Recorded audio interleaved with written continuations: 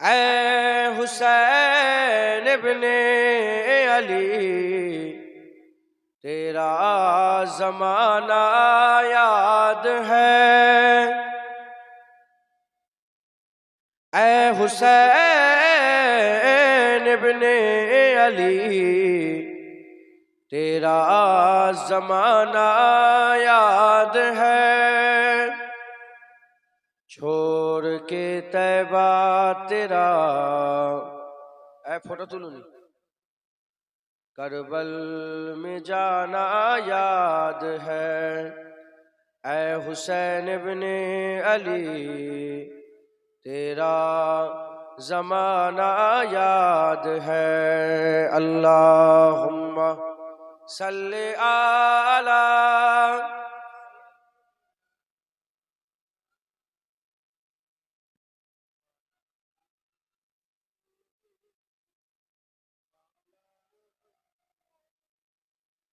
حجرت اصغر کا وہ تیر خانہ گود میں، حجرت اصغر کا وہ تیر خانہ گود میں، اور نہر پر عباس کا باجو کٹانا یاد ہے۔ اے حسین ابن علی، تیرا زمانہ یاد ہے۔ اللہم صلی علی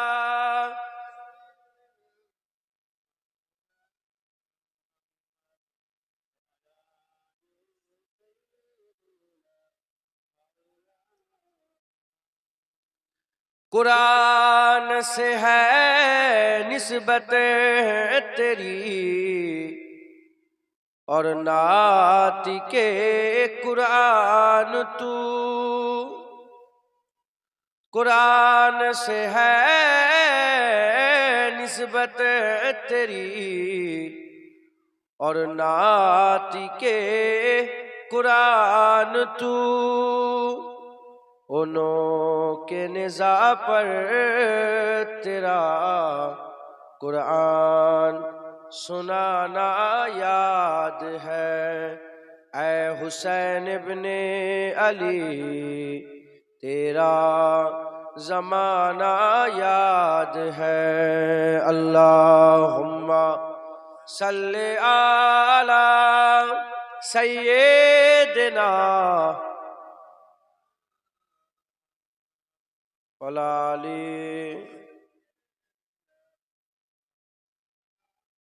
صلی علی رسولہ الکریم۔ اما بعد فیا ایھا الحاضرون رحمنا ورحمکم اللہ۔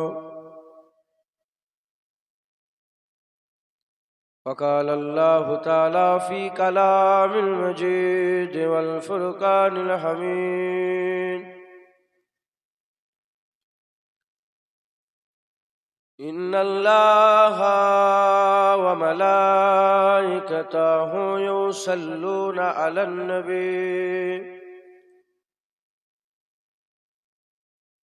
یا ایھا الذین آمنوا صلوا علیہ وسلموا تسلیما۔ اللہم کماتے হবে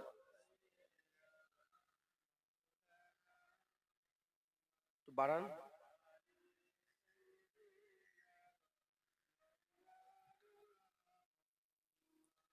اے حسین ابن علی، تیرا زمانہ یاد ہے۔ اے حسین ابن علی، تیرا زمانہ یاد ہے۔ چھوڑ کے طیبہ تیرا کربل میں جانا یاد ہے، اے حسین ابن علی تیرا زمانہ یاد ہے، اے حسین ابن علی تیرا زمانہ یاد ہے، چھوڑ کے طیبہ تیرا، اے فوٹو تلو نہیں، کربل میں جانا یاد ہے، اے حسین ابن علی تیرا زمانہ یاد ہے، اللہم صلی علی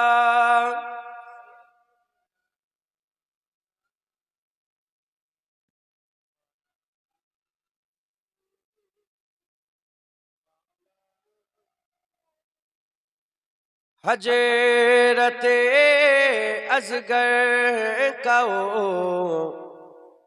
تیر خانہ گود میں، حجرت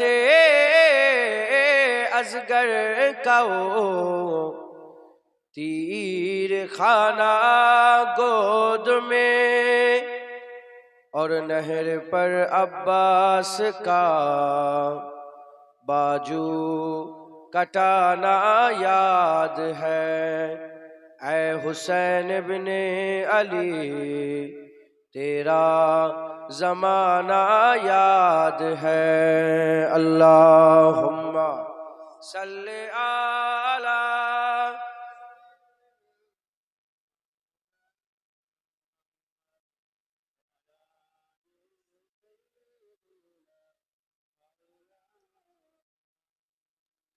قرآن سے ہے نسبت تیری اور نعت کے قرآن تو، قرآن سے ہے نسبت تیری اور نعت کے قرآن تو، انہوں کے نزاع پر تیرا قرآن سنانا یاد ہے، اے حسین ابن علی تیرا زمانہ یاد ہے، اللہم صلی علی سیدنا وعلی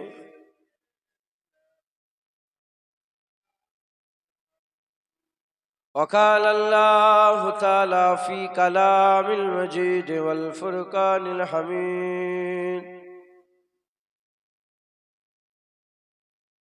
قل لا اسألکم علیہ اجرا الا المودۃ فی القربى،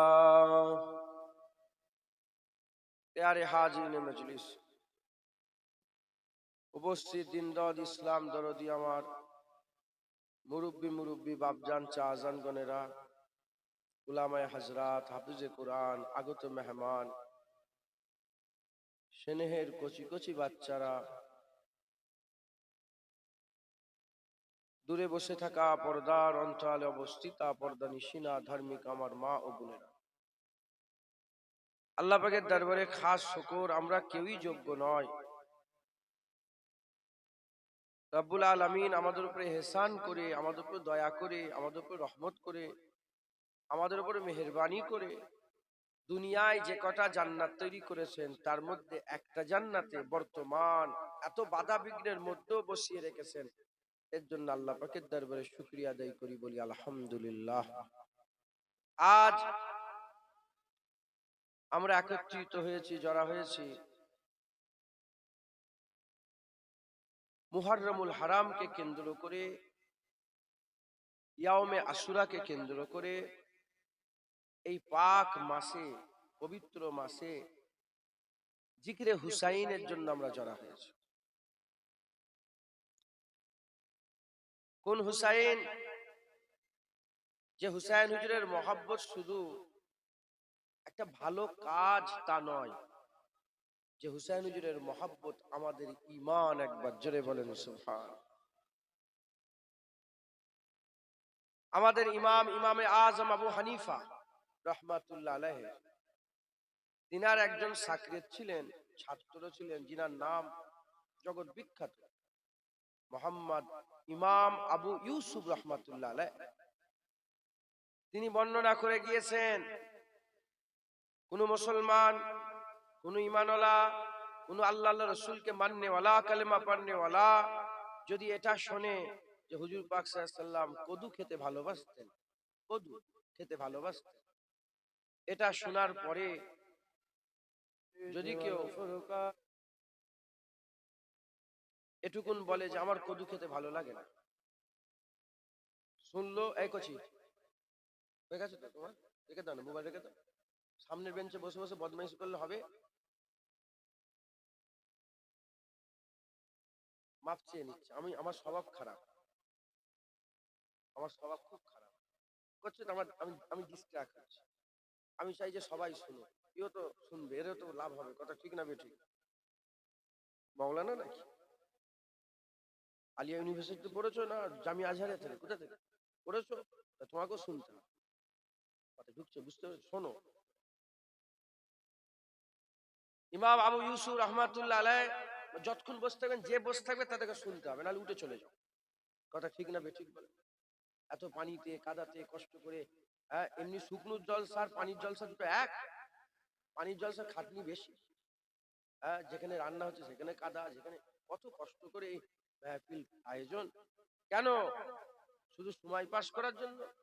যদি শুধু সময় পাস হয় তাহলে আমার পকেটটা ভর্তি হবে আর আপনাদের তাবারুক খাওয়া হবে।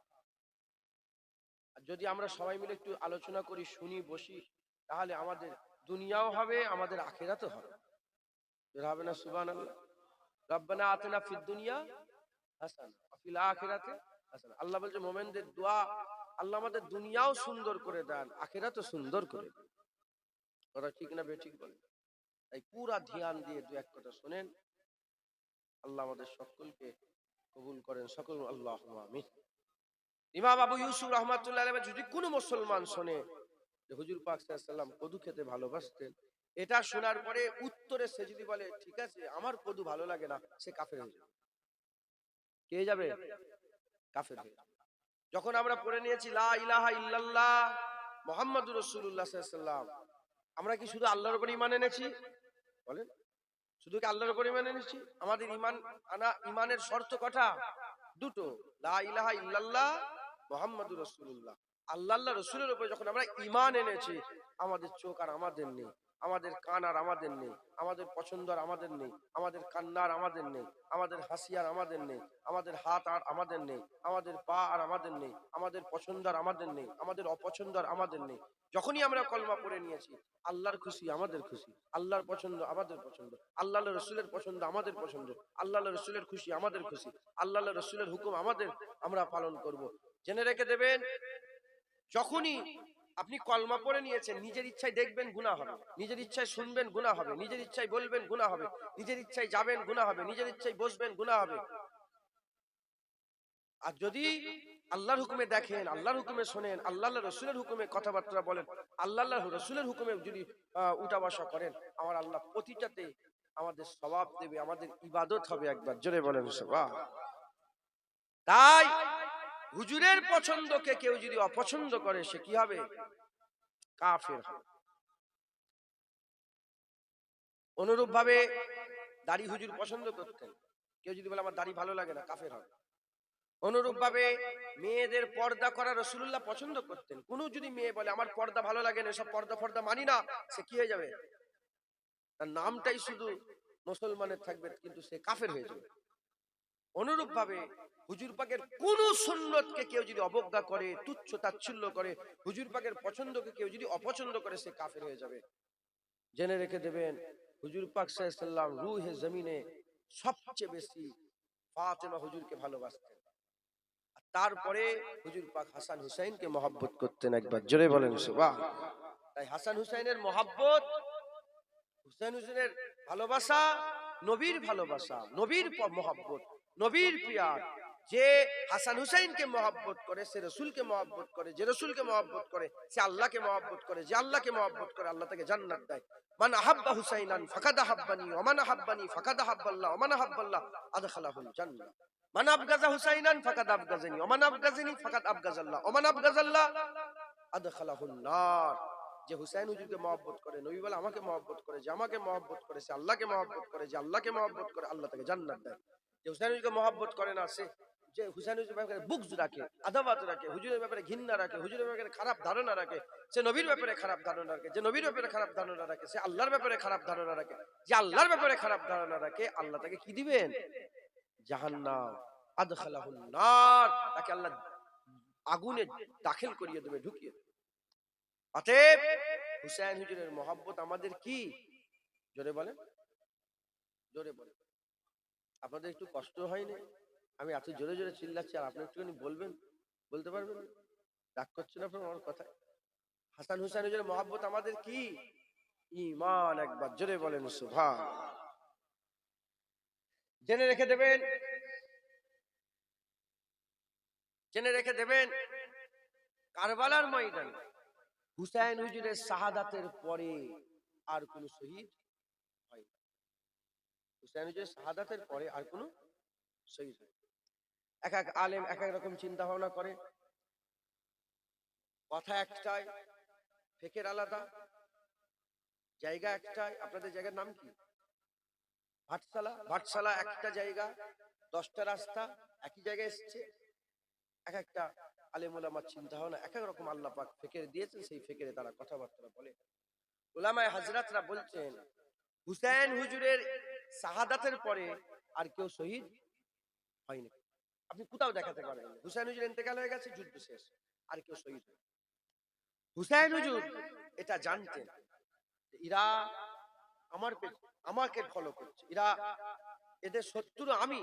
যদি আমি শহীদ হয়ে যাই, যদি আমি শহীদ হয়ে যাই তাহলে আমার আলী আকবর বেঁচে যাবে, আমার আলী আসগার বেঁচে যাবে, আমার ভাইয়ের বেটা কাসেম বিন হাসান বেঁচে যাবে, আমার আরো ভাই আবু বকর বিন আলী বেঁচে যাবে, ওমর বিন আলী বেঁচে যাবে, উসমান বিন আলী বেঁচে যাবে, আব্বাস বিন আলী বেঁচে যাবে, হ্যাঁ আমার বোনের ছেলেরা অন বেঁচে যাবে, মোহাম্মদ বেঁচে যাবে। হুজুর জানতেন, কিন্তু হুজুর সবাই শেষে গেল, সবাই শেষে গেল। প্রশ্ন জাগতে পারে যে হুজুরের খানদানে আর কেউ ছিল না? হুজুরের খানদানে আর কেউ ছিল না যে তাকে শহীদ করবে? না, ছিল তো। আলী আওসাদ হযরতে জাইনাল আবেদিন হুজুর ছিলেন।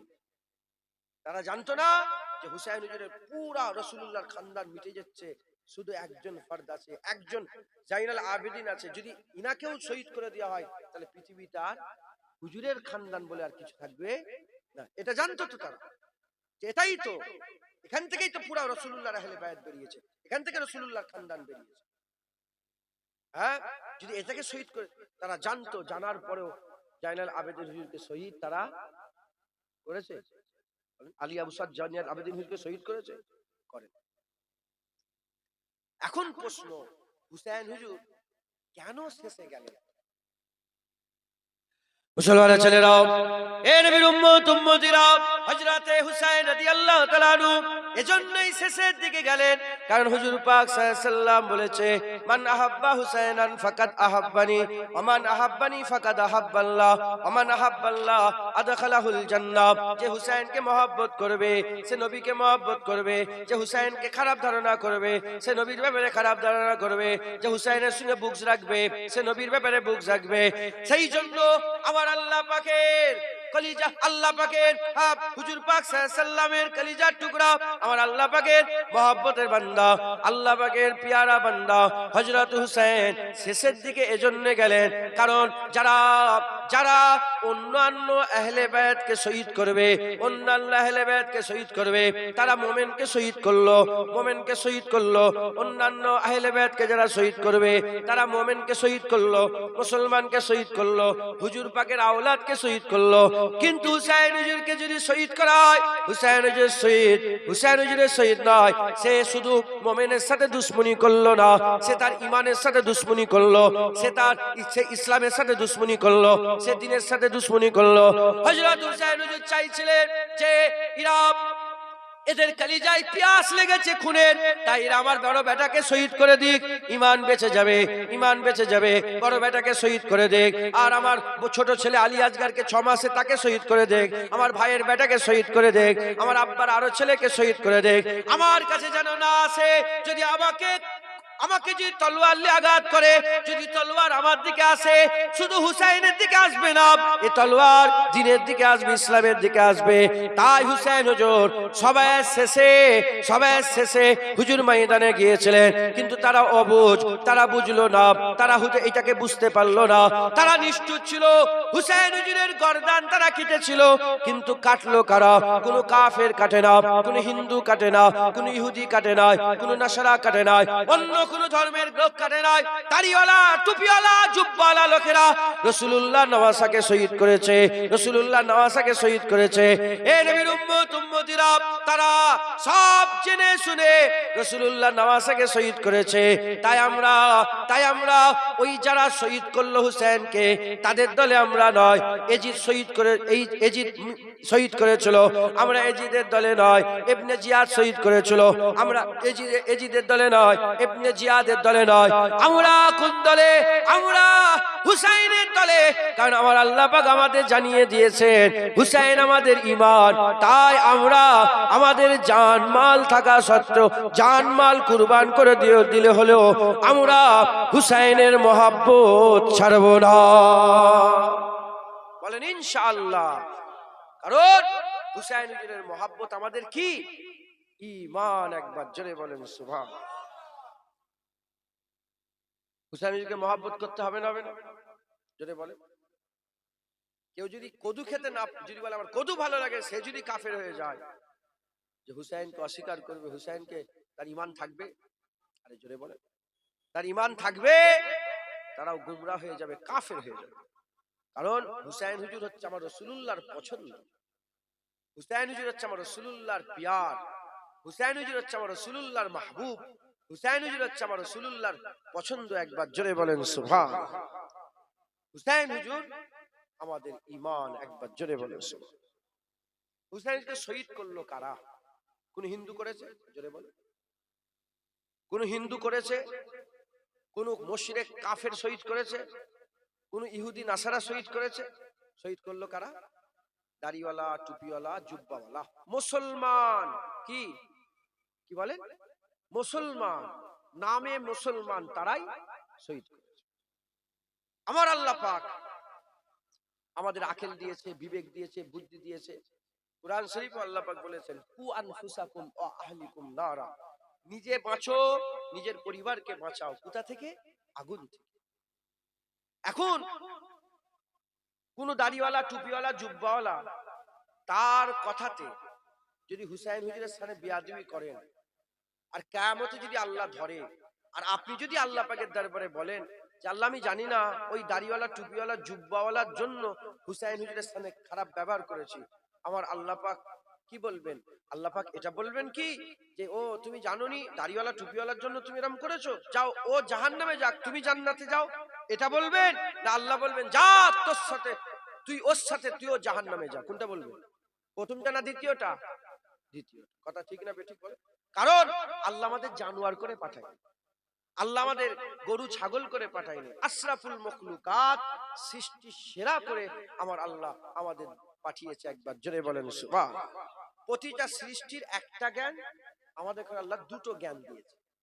একটা দিমাগের জ্ঞান দিয়েছে, আর একটা দিলের জ্ঞান দিয়েছে। একটা জাহিরি জ্ঞান দিয়েছে, একটা বাতিনি জ্ঞান দিয়েছে। একটা জাহিরি ইলম দিয়েছে, একটা বাতিনি ইলম দিয়েছে। আল ইলমু ফিল কলব, আল ইলমু আলাল লিসান। জুবানের জ্ঞান, দিলের জ্ঞান। এত ইজ্জত আল্লাহ, সম্মান আল্লাহ করার পরে তো যদি কোনো মোল্লা মৌলবী ফুসলে ফাসলে আমাদের করে বেপথে নিয়ে চলে যায়, আমাদের থেকে বড় কপাল ফাটা আর কেউ না। তাই আমাদের প্রত্যেকের কর্তব্য, ভাটশালা প্রতিটা মানুষের এটা কর্তব্য। আমার আগে উলামা হাজরাত এলো, আমি ওয়াজ নসিহত করলাম, তার আগে হয়তো আলেম উলামা ওয়াজ করেছে, আপনাদের এখানে আরো 10টা জলসা হয়, সেখানে আলেম উলামারা আছে। আপনাদের কর্তব্য শুনে আমল করা, না ভুল, শুনে যাচাই করা, তারপরে আমল করা। শুনে কি করা? যাচাই করা, তারপরে আমল করা। জুতো কিনতে যান না বাজারে? বলেন জুতো কিনতে যান না? একটা যে জুতোটা দেয় সেই জুতোটা নিয়ে এলেন না যাচাই করেন? বলেন যাচাই করেন না? ঘড়ি কিনেছেন, যে ঘড়িটা দেখে সেটা নিয়েছেন না 10টা ঘড়ি দেখে একটা ঘড়ি নিয়েছেন? ঘড়ির বেলায় যাচাই করেন, জামার বেলায় যাচাই করেন, জুতো কিনতে যাচাই করেন, চাল কিনতে গেলে 2-4টে বস্তা ঘেটে একটা চাল কেনেন, প্রতিটা বেলায় যাচাই করেন। আর ইসলামের ব্যাপারে, দ্বীনের ব্যাপারে, শরিয়তের ব্যাপারে যে যা বলছে মাথা হ্যাট করে মেনে নিয়ে আমল করছেন। যে বলছে মুনাজাত করা যাবে না তার কথাও শুনে নিচ্ছেন, যে বলছে রাসূলুল্লাহ আমাদের মতো মানুষ তার কথাও শুনে নিচ্ছেন। না, যদি এরকমই চলতে থাকে বেশি দেরি নয় আপনারা গুমরাহ হয়ে যাবেন। কি? গুমরাহ হয়ে যাবেন। কারণ কোরআন শরীফে আমার আল্লাহ পাক দুনিয়াতে মানুষের মধ্যে 3 দলের কথা বলেছে। কয় দল? 3 দল। এক দল সূরা নাযিল করেছে আল্লাহ, সূরা কাফিরুন। একদল কাফের, সামনের দুশমন। কিসের দুশমন? বলেন, সামনের দুশমন। আরেক দলের কথা আল্লাহ বলেছে, সূরা নাযিল করেছে সূরা মুনাফিকুন। সূরা মুনাফিকুন ই হচ্ছে লুকোনো দুশমন। এটা কি হচ্ছে? লুকোনো দুশমন। কাফের প্রকাশ্য দুশমন, এ লুকানো দুশমন। তৃতীয় নম্বর আমার আল্লাহ পাক বলেছেন, তৃতীয় নম্বর আল্লাহ পাক বলছেন সূরা নাযিল করেছে সূরা মুমিনুন।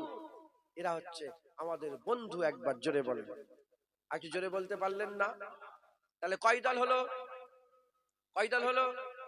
একদল কাফের, একদল মুনাফিক, একদল মুমিন। কাফের দুই প্রকার। কয় প্রকার? মিন আহলিল কিতাব ওয়াল মুশরিকিন ফি নারে জাহান্নাম খালিদিন ফিহা। কাফের দুই প্রকার। একটা হচ্ছে মুশরিক কাফের মিন আহলিল কিতাব, একটা হচ্ছে কিতাব অস্বীকারী কাফের, আর একটা হচ্ছে মুশরিক কাফের।